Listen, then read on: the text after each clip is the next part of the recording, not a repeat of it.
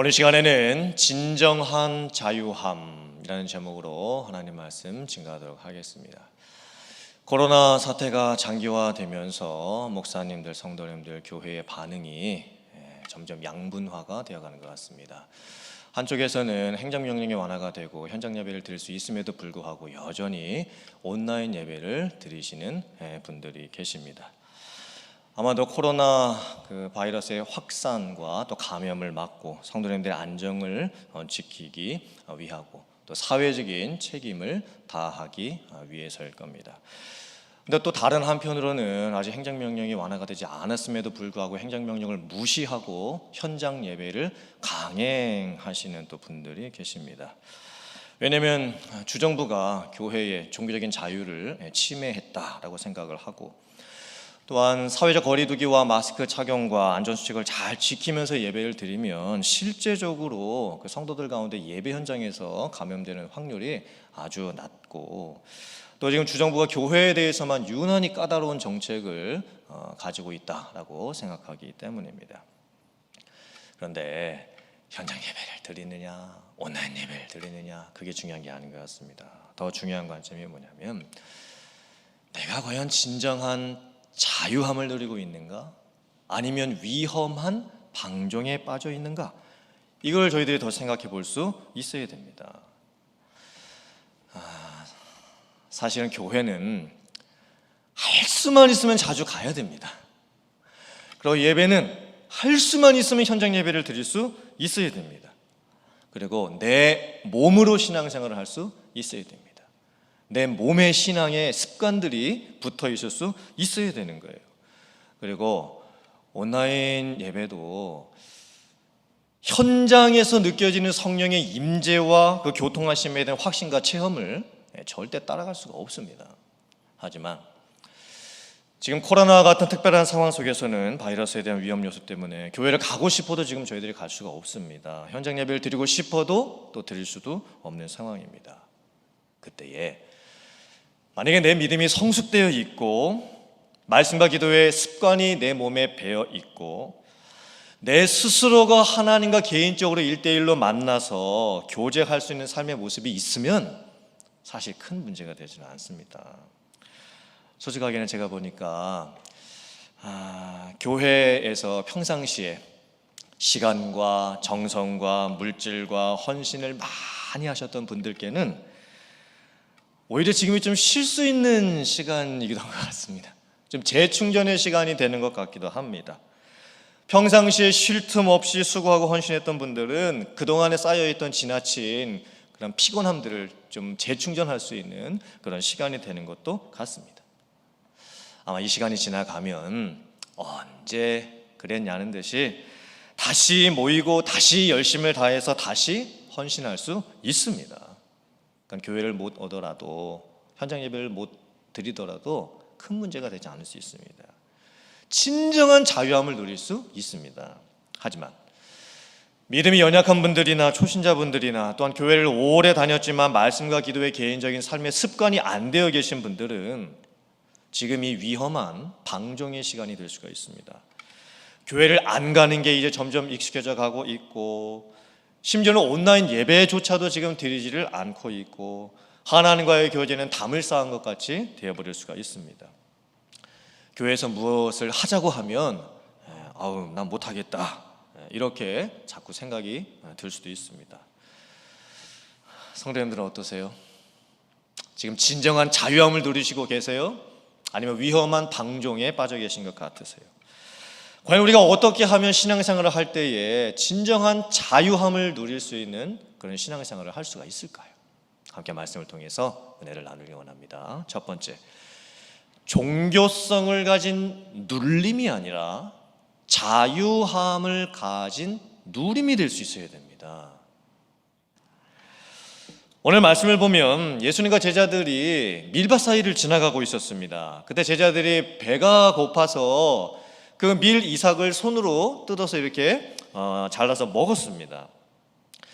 유대인들은 추수를 할 때에 고아나 과부나 객과 나그네들이 이렇게 먹을 수 있도록 일정 분량을 가장자리에다가 남겨둡니다. 그래서 그 남겨진 밀을 남의 밭이지만 이렇게 가장자리에 있는 밀들을 손으로 이렇게 쥐어서 먹는 것은 문제가 되지를 않습니다. 근데 그날이 안식일이라는 것이 문제가 되었습니다. 유대인들의 율법에 의하면 안식일에는 일을 하면 안 되었습니다. 안식일의 규정은 상당히 까다로웠습니다.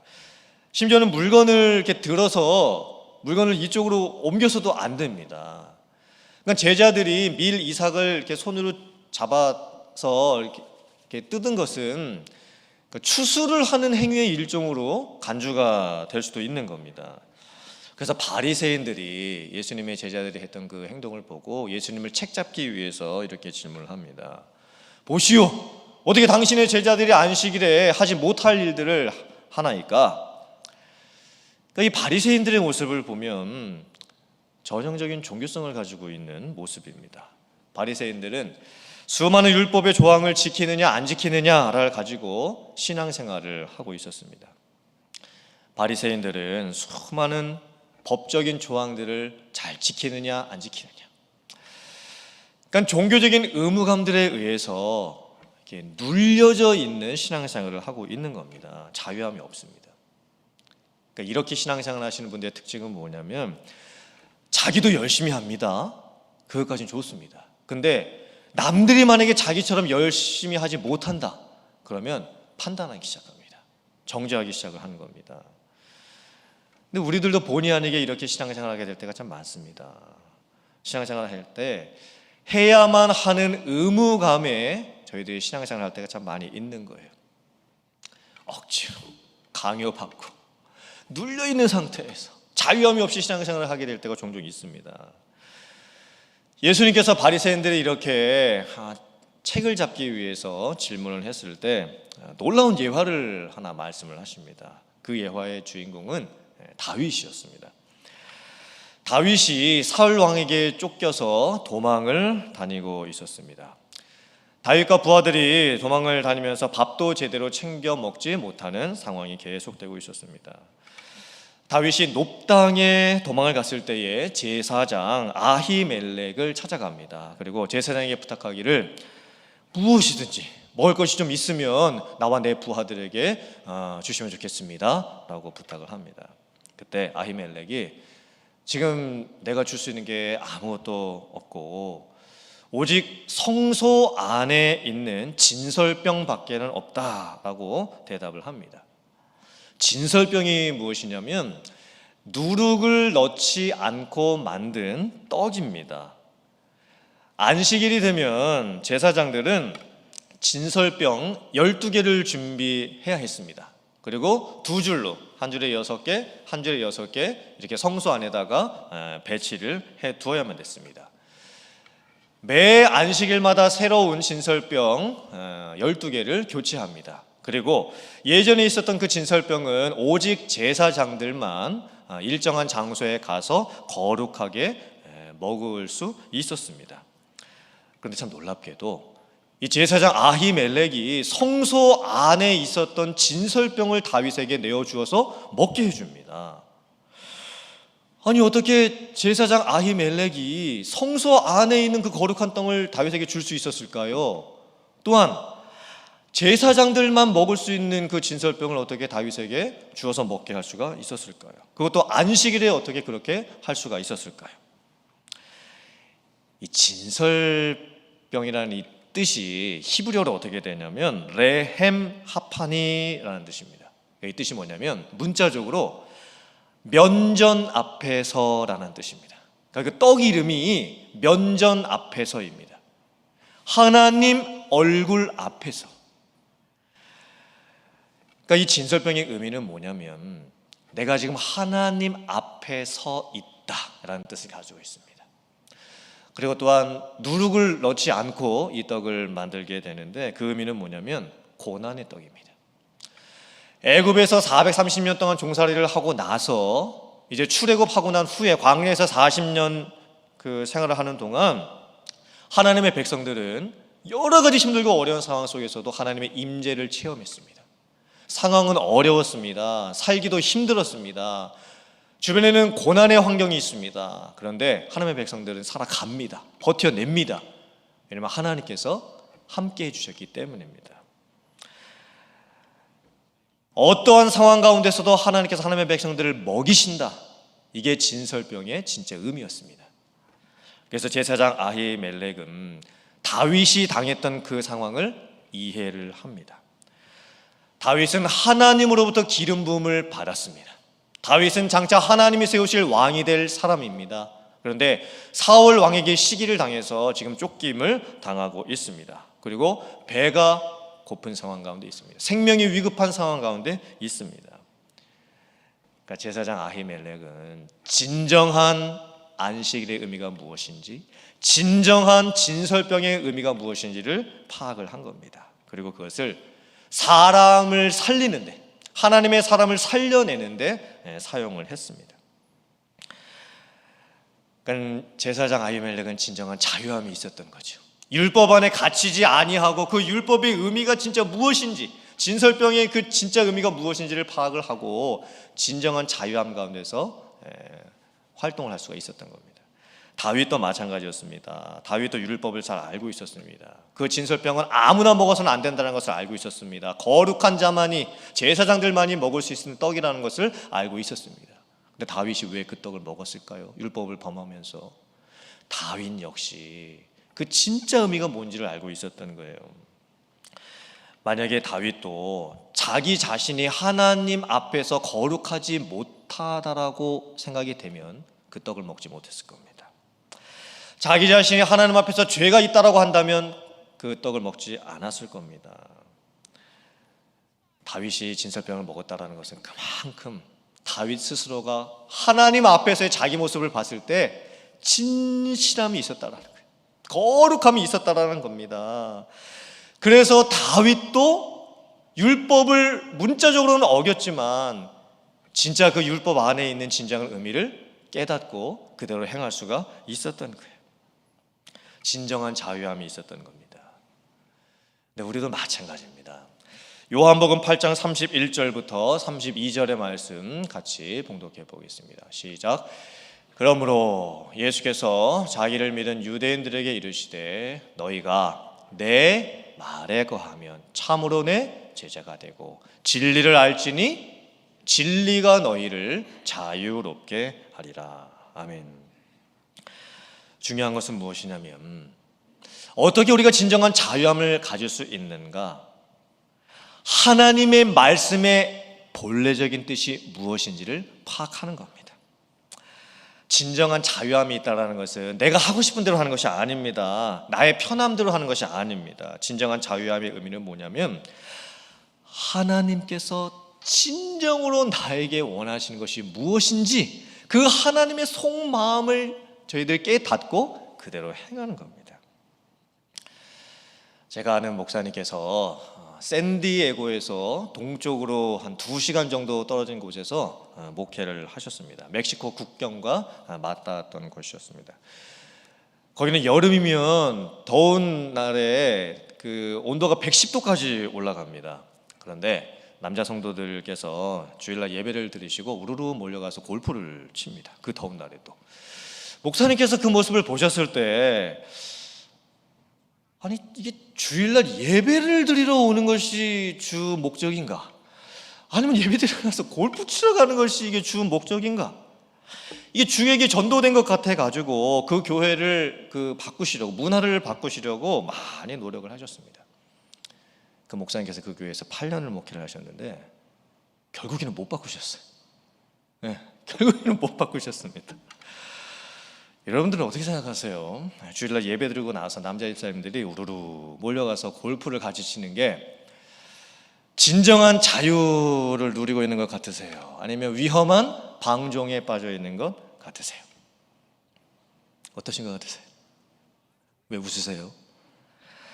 진정한 자유함과 위험한 방종의 차이가 뭘까요? 기준입니다. 기준.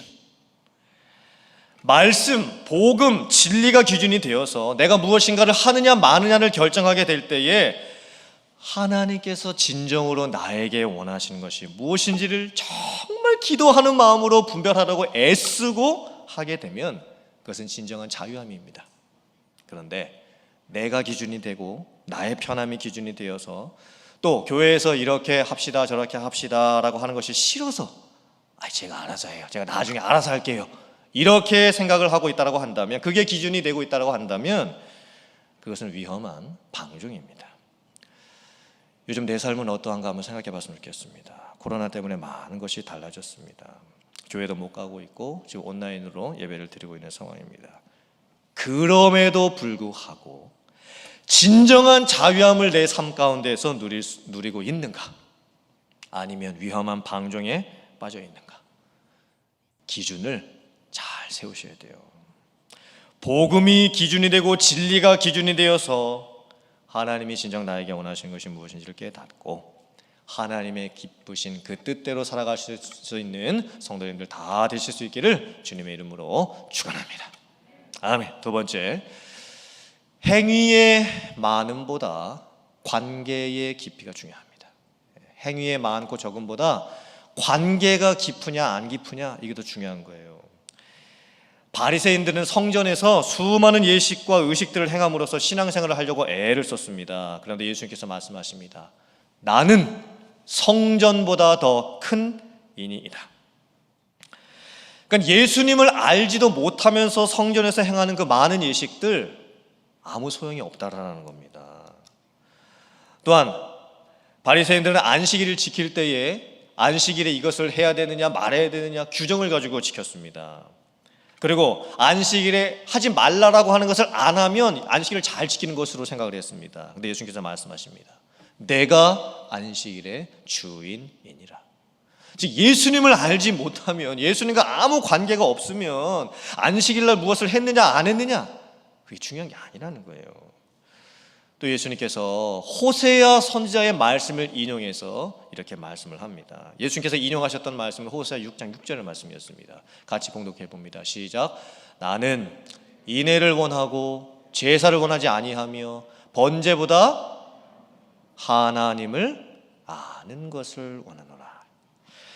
호세아 선지자는 북이스라엘 왕국의 선지자였습니다. 여로보암 2세 왕이 통치할 때부터 아수르에 의해서 북이스라엘 왕국이 망할 때까지 선지자 활동을 했습니다. 여로보암 2세 왕이 통치했을 때의 그 환경은 경제적으로는 가장 잘 살던 때였습니다. 경제적으로 가장 부유했던 때였습니다. 그런데 우상 숭배는 가장 심각한 때였습니다. 그때의 예배는 화려했습니다. 볼거리도 참 많았습니다. 근데 예배의 대상이 하나님이 아니고 사람들이었습니다. 사람들은 수많은 동물들을 가지고 와서, 예물들을 가지고 와서 예배를 드렸습니다. 그런데 그 예배는 하나님을 아프게 할 뿐이었습니다. 마음을 아프게 할 뿐이었습니다. 왜냐하면 정말 그 예배를 하나님이 받으실 만한 예배가 아니었기 때문이었습니다. 하나님에게 관심이 없이 오직 형식에만 관심이 있었습니다. 의무감으로 드리는 예배였고 사람의 편의에 맞춰서 드리는 예배였습니다. 사람을 기쁘게 하는 예배였지 하나님이 기쁘실 만한 예배가 전혀 아니었습니다. 사람들이 시간도 많고 돈도 많은데 영성은 하나도 없다. 그럼 어떻게 될까요? 모든 게 다 갖춰져 있습니다. 근데 영성 하나가 빠져 있습니다. 그럼 어떻게 될까요? 그 예배는 하나님께 드려진 예배가 될 수가 없습니다. 그 삶은 하나님이 기뻐 받으실 만한 삶이 될 수가 없는 거예요. 제가 요즘 읽고 있는 책 인사이드 아웃 교회 개혁 이야기라는 책에 보면 웨인 코데이로 목사님이 쓰신 간증이 하나 거기에 있습니다. 목사님께서 중국 선교를 가셨을 때의 일입니다. 목사님께서 중국 지하교회를 섬기는 리더 18명을 모아놓고 성경 공부를 하시게 되셨습니다. 어떤 사람의 이 손이나 이 목을 보면 신앙의 이유로 수갑을 찾거나 아니면은 부당한 대우를 받은 흔적들이 보였습니다. 그리고 13시간 이상씩을 그 중국 각지에서 기차를 타고 힘들게 그곳에 모였습니다. 그리고 나서 이제는 좀 아파트 그 맨 마룻바닥에 그 앉아가지고 하루 종일 이제 또 성경 공부를 하게 되는 겁니다. 만약에 그게 발각이 되면 3년 동안 감옥에 갈 수도 있는 그런 상황이 되었습니다. 그런데도 그 18명의 중국 지하교회 리더들이 전국 각지에서 모여서 하루 종일 목사님으로부터 성경 공부를 받습니다. 목사님께서 이렇게 성경 어디 몇 장 몇 절을 이렇게 좀 읽어달라라고 이렇게 통역사를 통해서 부탁을 하면 어떤 사람은 성경을 보지도 아니하고 그냥 성경 구절을 외워서 이야기를 합니다. 그러니까 목사님께서 나중에 알게 된 사실이지만 그 가운데 몇몇 사람은 감옥에 있는 동안 쪽복음을 다 외운 거예요. 그러니까 마태복음 그걸 다 외워버립니다. 그 어떤 사람은 뭐 누가복음을 다 외워버리는 거예요.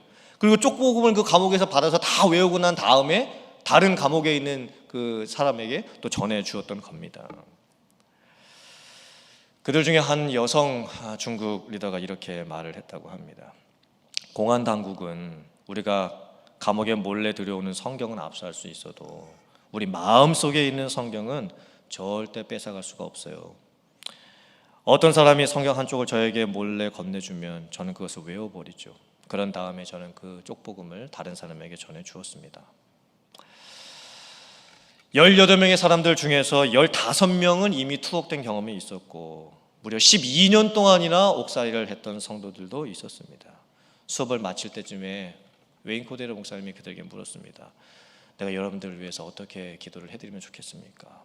그랬더니 그분 중에 한 분이 이렇게 요청했습니다. 목사님, 우리도 미국에 사는 성도들처럼 될 수 있게 기도 좀 해주세요. 성경도 마음대로 가질 수 있고 예배도 마음대로 드릴 수 있고 이 더운 날씨에도 시원하게 에어컨 켜고 예배 드릴 수 있도록 우리가 그렇게 될 수 있도록 좀 해주세요. 그렇게 기도해 주세요. 그때 목사님께서 이렇게 대답하셨어요. 아닙니다. 여러분들은 미국에 사는 우리처럼 되면 안 됩니다. 오히려 저와 미국에 사는 성도들이 여러분과 같이 되게 해달라고 제가 기도를 해야 될 것 같습니다. 중국 지하교회의 그 리더들에게는 관계의 기쁨이 있었어요. 하나님을 그 누구보다도 사랑했습니다. 성경을 뺏길까봐 그 성경 말씀을 통째로 다 외워버렸습니다. 마음에 하나님의 은혜를 간직하고 싶은 사모함이 있었습니다. 열정이 있었습니다. 자기의 몸에 예수님을 위해서 사는 삶의 흔적이 있었습니다. 지울 수 없는 삶의 흔적이 몸에 곳곳에 배어 있었던 거예요. 그리고 그들은 다른 제자들을 길러내는 사명이 있었습니다. 18명의 중국 지하교회 리더들이 2200만 명을 책임지고 있었습니다. 이게 놀라운 거 아닙니까? 그만큼 리더들이 부족했다는 거예요. 만약에 중국 지하교회 리더들이 미국에서 살아가고 있는 우리들의 신앙생활의 모습을 보면 뭐라고 할까요? 지금 코로나 때문에 무너지고 있는 우리들의 신앙의 현주소를 보면 그분들이 우리들에게 뭐라고 말씀을 할까요? 정말 그분들이 저와 여러분들이 신앙생활하는 그 모습을 보면서 나도 여러분들처럼 그렇게 신앙생활을 하고 싶습니다. 그렇게 될 수 있었으면 좋겠습니다. 그렇게 말할 수 있을까요? 관계의 깊이가 어떠신지 살펴보셔야 돼요. 온라인 예배냐 현장 예배냐 그거 중요한 게 아닙니다. 관계의 깊이가 중요한 거예요. 만약에 우리가 온라인 예배까지도 드릴 수가 없는 그런 상황이 벌어진다고 한다면 여러분들은 정말 여러분 스스로 여러분들의 믿음을 지켜나갈 수 있는 그런 자신이 있으십니까? 그런 삶의 습관들이 있으십니까? 삶의 흔적들이 정말 있으십니까? 나 혼자 하나님 앞에 서야 되는 그런 상황이 돼야 됐을 때 내 믿음 하나를 정말 지켜나갈 수 있는 그런 삶의 모습들이 여러분들 되어 계십니까? 지난 노회 참석했을 때 어떤 목사님이 저한테 그러시더라고요. 코로나 상황을 겪어보니까 성도님들 중에서 누가 하나님을 사랑하고 교회를 사랑하는지 확연하게 알 것 같습니다. 어떤 분들은 어떤 상황에든지 무엇을 할 수 있을까를 고민하는 분들이 계시고 이분들은 하나님을 사랑하고 교회를 사랑하시는 분들이겠죠. 근데 어떤 분들은 어떤 핑계를 대서라도 무엇을 못할지를 이렇게 생각하시는 분들이 있는 것 같다고. 그분들은 하나님을 사랑하고 교회를 사랑하는 마음이 부족한 거겠죠. 사랑하는 성도는 오늘 이 말씀을 통해서 종교적인 눌림을 받는 그런 신앙생활을 하지 마세요. 자유함으로 누릴 수 있는 신앙생활을 하시길 주님으로 축원합니다. 의무적으로 많은 행함을 하는 것 같은 피곤하고 지쳐가는 그런 신앙생활 더 이상 하지 마세요. 하나님 사랑하고 그 관계가 깊어질 수 있고 정말 말씀, 찬양, 기도가 내 삶의 살아있고 습관이 될 수 있는 그런 삶을 살아가는 성도들 되시길 주님의 이름으로 축원합니다. 진정한 자유함, 하나님과 나 사이에서 누릴 수 있는, 하나님 면전 앞에서 누려갈 수 있는 진정한 자유함을 누릴 수 있는 그런 신앙생활을 하실 수 있는 성도님들 다 되실 수 있기를 주님의 이름으로 축원합니다. 아멘.